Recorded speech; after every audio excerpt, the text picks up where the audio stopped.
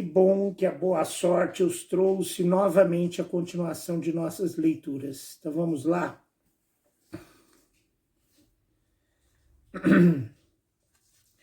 258ª noite. Acordada por Dinazarda, Sherazade prosseguiu a história. Durante a caçada, achou-se algumas vezes o rei Beder sozinho com seu tio, mas não teve a ousadia de abrir a boca para lhe dizer uma única palavra do que projetara. No mais acesso dela, porém, tendo-se o rei Salé apartado dele e não ficando em sua companhia nenhum dos seus oficiais nem da sua gente, apeou-se perto de um rio e, depois de prender o cavalo a uma árvore que lhe dava, como com muitas outras que o bordavam, uma miníssima sombra às margens, deitou-se sobre a relva, deixando correr livremente as lágrimas, acompanhadas de suspiros e soluços.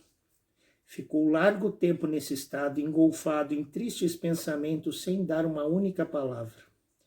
O rei Salé, todavia, que não via o rei seu sobrinho, estava em grande cuidado para saber onde ele se encontrava, mas não aparecia ninguém que lhe desse quaisquer informações.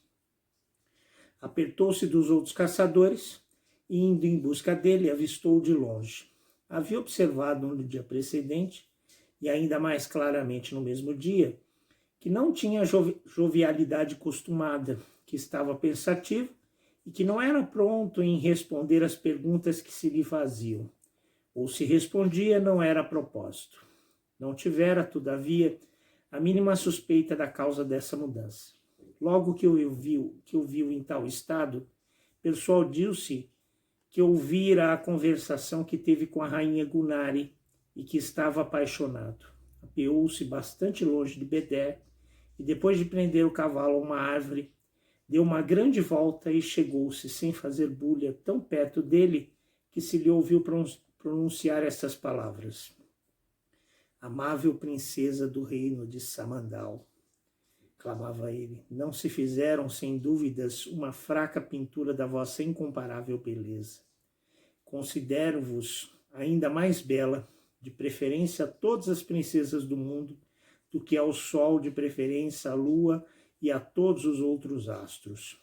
Correria, desde esse instante, a oferecer-vos o meu coração, se soubesse onde encontrar-vos, pertence-vos, e jamais, princesa, que não sejais vós, o possuirá."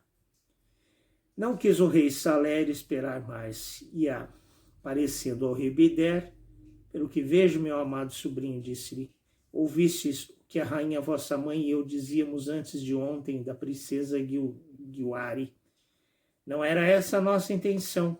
Pareceu-nos que estavais dormindo."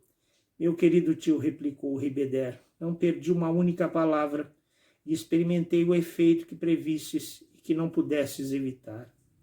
Tinha-vos demorado expressamente no instante de falar-vos do meu amor antes da vossa partida. Porém, o pejo de fazer-vos uma confissão da minha fraqueza, se é fraqueza amar uma princesa tão digna de ser amada, tapou-me a boca. Suplico-vos, pois, pela amizade que consagrais a um príncipe que tem a honra de ser vosso parente tão chegado, que vos compadeceis de mim e não espereis para proporcionar-me o prazer de contemplar a divina Gulnari. Pelo consentimento do rei seu pai para o nosso casamento, se não estimais antes que morra de amor por ela sem haver." Essas palavras do rei da Pérsia embaraçaram muito o rei Salé, que lhe representou quão difícil era dar-lhe a satisfação que desejava e que não podia fazê-lo sem o levar consigo. E como a sua presença fosse necessária no seu reino e havia muito que recear se ausentasse, suplicou-lhe que moderasse a sua paixão até que tivesse posto as coisas em estado de poder contentá-lo, certificando de que empregar toda a diligência possível em que em poucos dias viria a trazer-lhe boas notícias. Não deu ouvidos o rei da Pérsia a estas razões. "Tio cruel", replicou ele, "bem vejo que não me amais tanto quanto me parecia que antes estimais que eu morra do que fazer-me o primeiro favor que vos peço na minha vida. Estou pronto a mostrar-vos, replicou o rei Salé, que não hesitarei diante de nada para servir-vos, mas não posso levar-vos consigo sem que primeiro faleis à rainha vossa mãe. Que dirá de vós e de mim? Se ela consente nisso, e eu lhe pedirei, assim como vós, estou às vossas ordens. Não ignorais, replicou o rei da Pérsia, que a rainha minha mãe não consentirá que me separe dela, e essa desculpa dá melhor a conhecer a dureza que tendes para comigo. Se me amais, como dizeis, deveis voltar ao vosso reino nesse instante e levar-me convosco.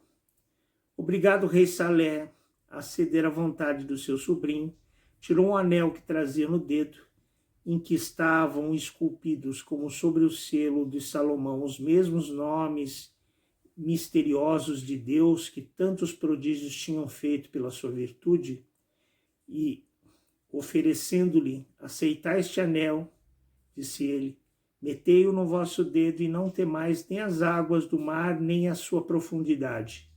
Pegou o rei da Pérsia no anel e, tendo metido no dedo, fazei como eu, disse-lhe o rei Salé.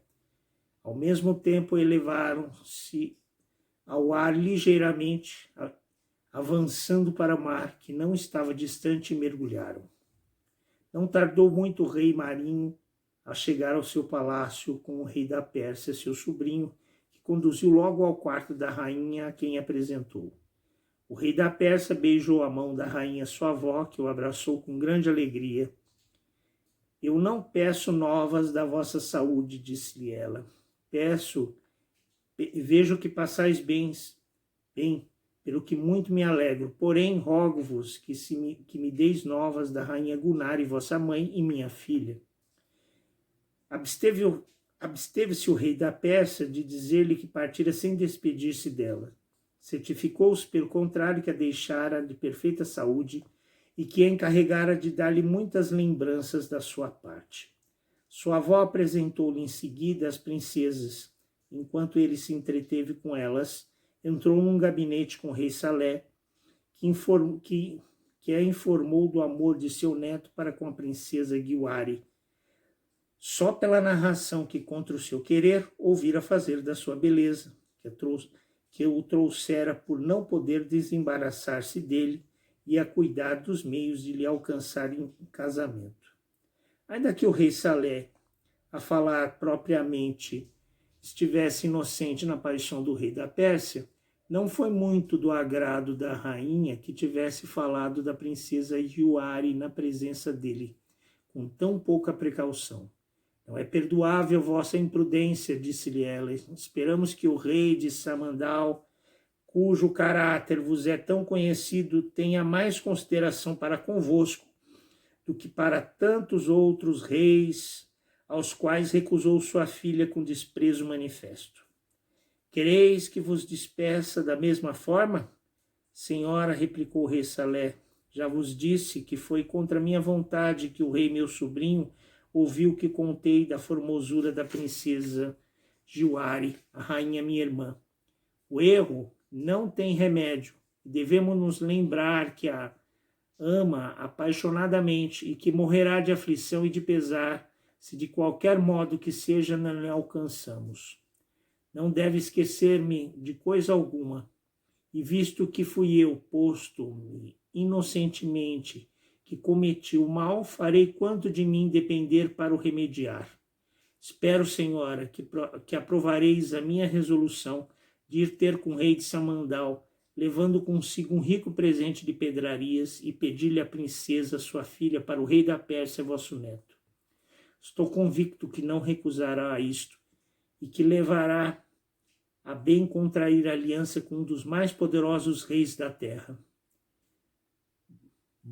Bem fará, replicou a rainha, que não me achássemos na necessidade de pedir uma coisa que não estamos certos de alcançar como desejaríamos. Porém, visto que se trata de sossego e da satisfação do rei meu neto, dou meu consentimento. Sobretudo, como conheceis o caráter do rei de Samandal, Rogo-vos que tenhais o cuidado de lhe falar com todo o recato que lhe é devido, e de um modo tão cortês que se não dê por ofendido da vossa proposta.